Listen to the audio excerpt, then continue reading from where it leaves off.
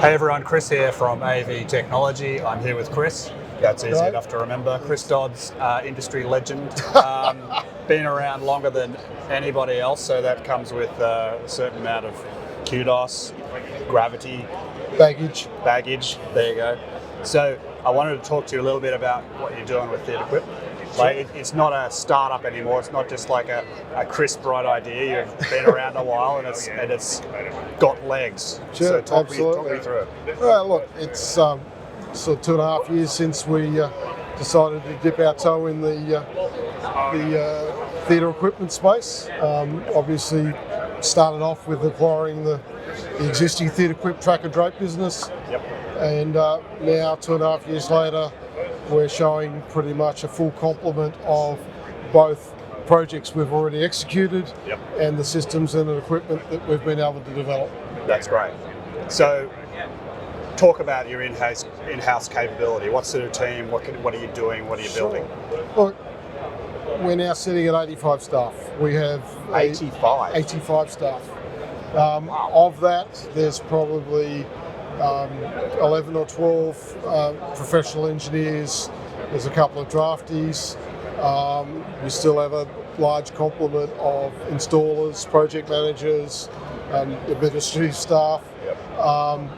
We have put a lot more emphasis on our capability for manufacture, whereas previously we might make some brackets or some things for a particular installation in a stadium. We've now got 2 full-time metal workers. We've got a wood shop. We've got a CNC. We have electrical assembly. There's a lot of people and a lot of tasks going on. Not to mention the fact we now have a sewing room and 3 full-time seamstresses in that doing drapes. Yeah, and so I guess it's no secret that some of that you kind of where Jan's finished, you started in some of that.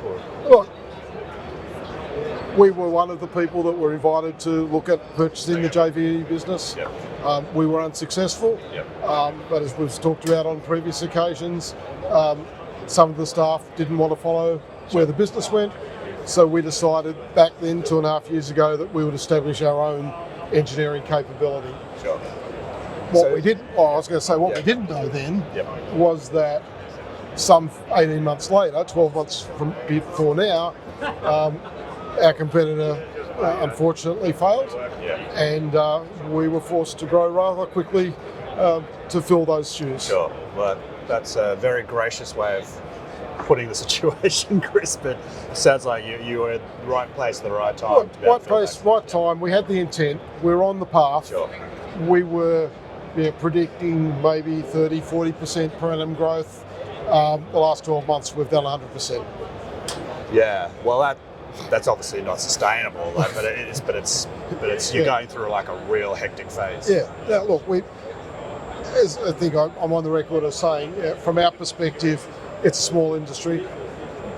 We don't want to disappoint any of those prospective clients that had work on the books that wanted to be able to complete their venues and their spaces. So we've put a lot of effort into making sure that commercially we were able to deliver all those projects. Yes, it will be a strain, but we've certainly set that up in a way that will be sustainable. We haven't just grown, we've set those up in particular ways so that we can deliver them sensibly, if you like. So are you, with that sort of level of growth, you're clearly not at a point where you go, hey, we're cool, let's just sort of settle in for some clear sailing. You must still be like in a frantic gearing up, scaling up phase. Look, it's gearing up, but it's also managing the expectations for the customers and managing how we're delivering the projects. So, as I said, we've done some commercial arrangements which are unusual. We've got one major project which has been in the Jan's HME books for many, many years. We're only providing the equipment. We said to the client, we can't install this. It's not in this country. We don't have the resource to do that. That would be pointless. So we've set it up in a way that we can make it sustainable because we want to be here for another 20 years. Sure, yeah. So, like, where's it headed? Like, the growth isn't, clearly sort of the growth is also about spreading your wings in ways. Look,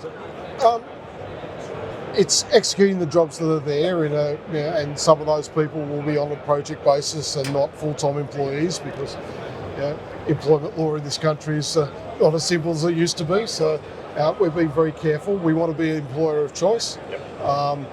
And so we've only grown to the level that we think is appropriate, and then we're using contractors and other ways to deliver that, but still retaining control, because we want to be proud of the deliverable. Is the market surprised you in any way? Like, I know you went into this obviously with due diligence and your eyes open, but like, has any aspect of the market and the growth surprised you? Probably the surprising piece is how resilient the market is and how much depth there still is in it. When we took on those projects from HME, this will be a bubble and then we'll come back. Yep. Not so much. Right. There is still a significant level of infrastructure spending in the public space for projects that require the skills that we can provide. Gotcha. Well, thanks for the catch up, Chris, and I'm really pleased that you've found a rich seam and you're mining it in a responsible and sustainable way. It's got to be sustainable. It's no good for anybody in the industry if we fall over or anybody else does. Moved into a new premises. Just tell me about what extra capability that's for quite some time we've been knowing that we were busting at the seams, and then this expansion of the venue engineering has only exacerbated that. So we've earlier this year we moved into new premises in Greenacre in Sydney.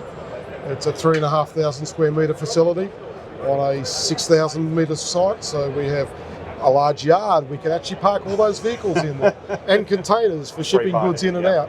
But that gives us large metal workshop, wood workshop, electrical assembly, plenty of storage, but it also gives us preparation space for our rental business, because we haven't talked about that, but it's still a viable part of the business.